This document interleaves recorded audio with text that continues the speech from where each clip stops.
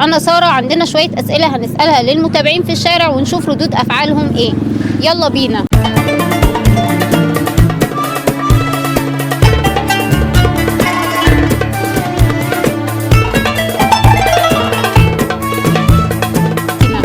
نتعرف بحضرتك؟ توماس كامل مسعود. أهلا وسهلا يا توماس.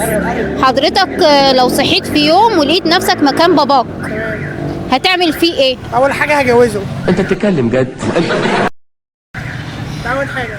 إيه تاني ممكن تعمله؟ عادي، وبعد كده عادي يعني هشوف الدنيا هيتعلم كويس كده يعني هتكون أب مرشد للابن. بالظبط كده أهو.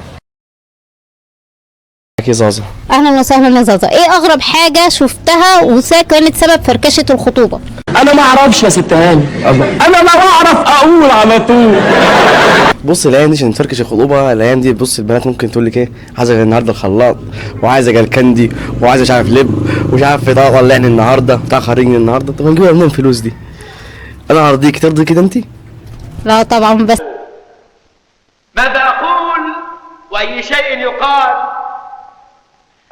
وأي شيء يقال بعد كل إيه. طب ايه موقف انت واجهك شخصيا خلاك تقول ان الخطوبه فركشت بسبب تافه او حاجه تافهه؟ مثلا ممكن يوم ما تقول لي النهارده عايز اسوي بسبوسه طبعا، ولا معيش فلوس طبعا، لازم تروح تجيب لحماتك بسبوسه، ما لازم.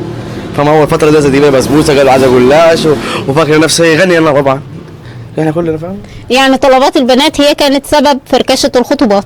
طب ده لازم، بس اللي يحب حد ممكن ما يسيبهاش برضه يعني. بس تجنب امها بقى، اهم حاجه هيتجنب حماته الايام دي عشان مفيش فلوس الايام دي. تمام، يعني الحما بتتدخل في الطلبات وفي أيوة. انها تطلب. ايوه بس انا دلوقتي معايا حماتي ما تدخلش في اي حاجه ان شاء الله الصفقه الجايه دي. ان شاء الله.